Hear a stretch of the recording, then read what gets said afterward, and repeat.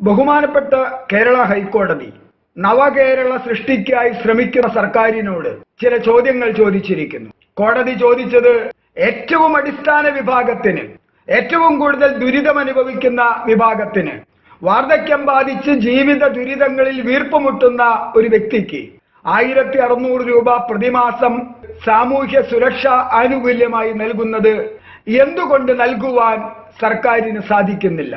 കോടതിയെ സംബന്ധിച്ചിടത്തോളം അപേക്ഷയുമായി ഈ കോടതിയുടെ മുമ്പിൽ വന്ന വ്യക്തി ഒരു VIP ആണ്, കോടതിയേക്കാൾ പ്രാധാന്യമുള്ള വ്യക്തിയാണ് എന്ന് കോടതി വാക്കാൽ പറയുന്നു.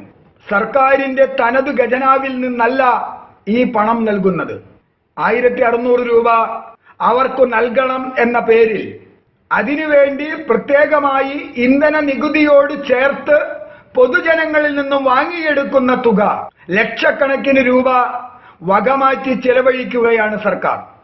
എന്തിന്റെ പേര് പറഞ്ഞിട്ടാണോ ആ നികുതി ഈടാക്കുന്നത്, അതിനു വേണ്ടി ചിലവഴിക്കാനുള്ള സാമാന്യ മര്യാദ പോലും പാലിക്കാത്ത സർക്കാർ.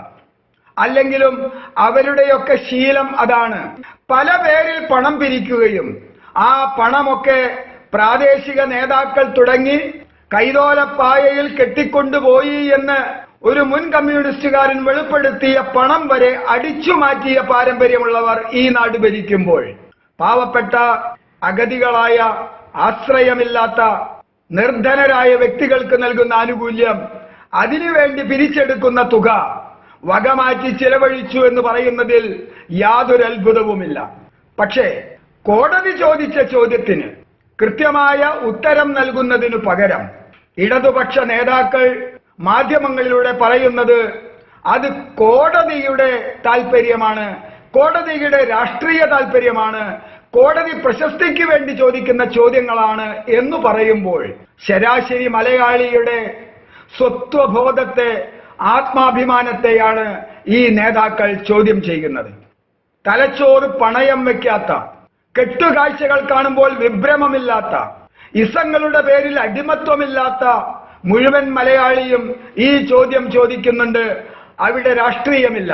ഈ പാവപ്പെട്ടവന്റെ പേരിൽ പിരിച്ചെടുക്കുന്ന പണം എന്തുകൊണ്ട് കൃത്യമായി അവന് നൽകിക്കൂടാ? ഈ പണം നൽകാൻ പണമില്ലെന്ന് പറയുന്ന നിങ്ങളുടെ ഒരു ആഘോഷവും പണമില്ലാത്തത് കൊണ്ട് മാറ്റിവെച്ചിട്ടില്ലല്ലോ, നിങ്ങൾ എല്ലാ ആഘോഷങ്ങളും നടത്തുന്നില്ലേ എന്നും കോടതി ചോദിച്ചു. എന്തുത്തരം പറയും നമ്മൾ? കോടതി ചോദിച്ച ചോദ്യങ്ങൾ ശരാശരി മലയാളിയുടെ മനസ്സിലുള്ള ചോദ്യങ്ങൾ. ഒന്നുറക്കെ ചോദിക്കാൻ തയ്യാറായാൽ തകർന്നു പോകാവുന്ന സുരക്ഷയെ നമ്മുടെ ഭരണാധികാരികൾക്കുള്ളൂ എന്ന് നമ്മൾ തിരിച്ചറിയുമ്പോൾ മറിയക്കുട്ടിയുടെ ചോദ്യം അർത്ഥവത്തായ ചോദ്യമാണ്. വരാനിരിക്കുന്ന കാലത്തിന്റെ പ്രതിഷേധങ്ങളുടെ ചോദ്യമാണ്. ഇത്തരം പ്രതിഷേധങ്ങൾ മനസ്സിൽ ഒതുക്കി കഴിയുന്ന ലക്ഷക്കണക്കിന് മലയാളികളുണ്ട്. നമ്മുടെയൊക്കെ മറ്റൊരു പതിപ്പാണ് മറിയക്കുട്ടി. ആ മറിയക്കുട്ടിയെ ഇതുവരെ നേരിട്ട് കണ്ടിട്ടില്ല. പക്ഷേ അവരുടെ വാക്കുകൾ നമ്മൾ മാധ്യമങ്ങളിൽ നിന്ന് നേരിട്ട് കേൾക്കുമ്പോൾ മനസ്സിൽ ഇപ്പോഴും അഗ്നി ജ്വലിക്കുന്ന സ്ത്രീയാണ് മറിയക്കുട്ടി. മറിയക്കുട്ടിയോടുള്ള ബഹുമാനം മനസ്സിൽ തോന്നിയത് ഈ അടുത്ത ദിവസങ്ങളിലാണ്. അത് മറിയക്കുട്ടി ചട്ടിയുമെടുത്ത് ഭിക്ഷാടനത്തിനിറങ്ങി എന്ന വാർത്ത വായിച്ചിട്ടല്ല. ആ സമരരൂപത്തെ നമ്മൾ അംഗീകരിക്കുന്നു.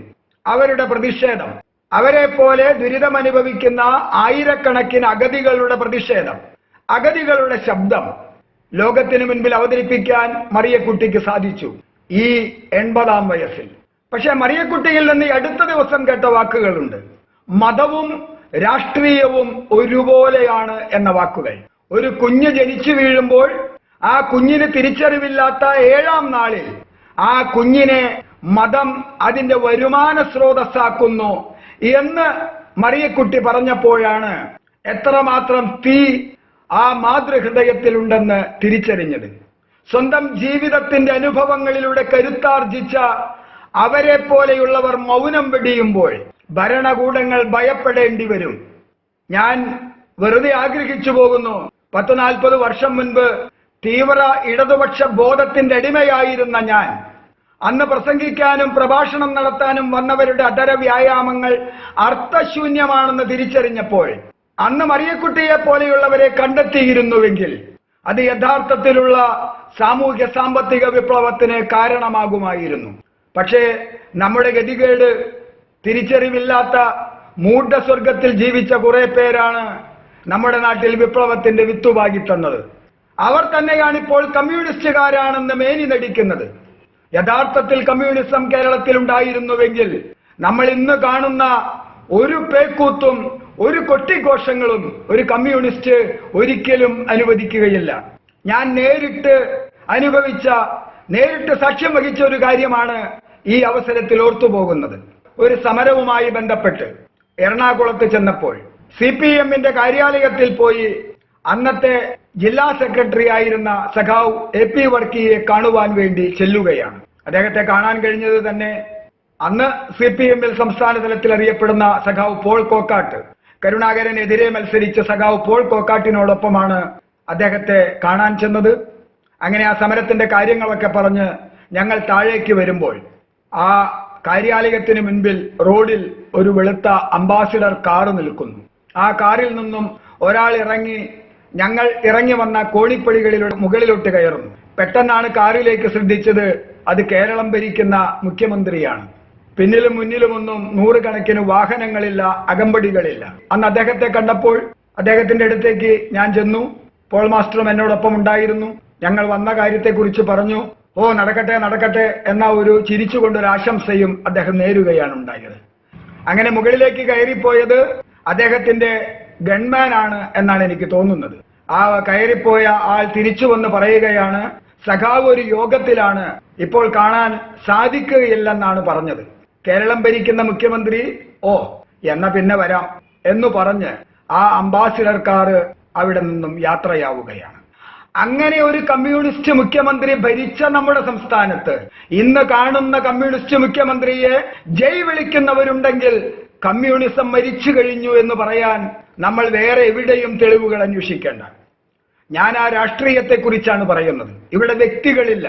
അത് പിണറായി വിജയനാണെങ്കിലും EK നായനാണെങ്കിലും VS അച്യുതാനന്ദനാണെങ്കിലും ആ കേരളത്തിലാണ് കോടതി ചോദിക്കുന്നത്, അനാഥർക്ക്, അഗതികൾക്ക്, അശരണർക്ക് നൽകുന്ന 1600 രൂപ മാസങ്ങളായി കൊടുക്കാൻ എന്തുകൊണ്ട് നിങ്ങൾക്ക് പണം കിട്ടുന്നില്ല എന്ന ചോദ്യം. കോടതി ശ്രദ്ധിക്കാതെ പോയ കാര്യം, സുരക്ഷാ ആനുകൂല്യങ്ങൾ നൽകുന്നതിനു വേണ്ടി മാത്രം സാധാരണക്കാരനിൽ നിന്ന് പ്രത്യേക നികുതി ഈടാക്കുന്നുണ്ട്. ആ പിച്ചച്ചട്ടിയിൽ നിന്നാണ് ആഘോഷങ്ങൾ നടത്തുന്നത് എന്നുകൂടി കോടതി പറയേണ്ടിയിരിക്കുന്നു. ഇനി ഇവർ മാറി നമ്മൾ ഈ ഭരണം മറ്റാരെയെങ്കിലും ഏൽപ്പിച്ചാൽ കാര്യങ്ങളൊക്കെ ശരിയാകും എന്ന് ധരിക്കുന്നുണ്ടോ? ഒരിക്കലുമില്ല. അധികാര രാഷ്ട്രീയത്തോട് ആർത്തി പൂണ്ട രാഷ്ട്രീയ കക്ഷി നേതാക്കളെല്ലാം തന്നെ ഒരേ ഗണത്തിൽപ്പെടുന്നവരാണ്. അവർ ഏതു പക്ഷത്തിന്റെ മുഖം മൂടി അണിഞ്ഞാലും അവർ എന്നും ജനങ്ങളെ ബുദ്ധിമുട്ടിക്കുന്നവരായിരിക്കും. ഓരോ കാലഘട്ടത്തിലും അവർക്ക് അവരുടേതായ ന്യായങ്ങൾ പറയുവാനുണ്ടാകും. അവർ ന്യായങ്ങൾ പറയുകയും സുഖമായി ജീവിക്കുകയും ചെയ്യും. മറിയക്കുട്ടിയിലൂടെ കേരളത്തിലേക്ക് ഉയർന്നു വന്ന ചോദ്യങ്ങൾ കേരളത്തിന്റെ പ്രബുദ്ധതയ്ക്ക് നേരെയുള്ള ചോദ്യങ്ങളാണെന്ന് തിരിച്ചറിയാൻ മലയാളികളിൽ ആർക്കെങ്കിലുമൊക്കെ കഴിഞ്ഞാൽ ഈ നാട് സർവനാശത്തിൽ നിന്ന് രക്ഷപ്പെടും എന്നു മാത്രമേ ഇപ്പോൾ നിങ്ങളോട് പറയുവാനുള്ളൂ.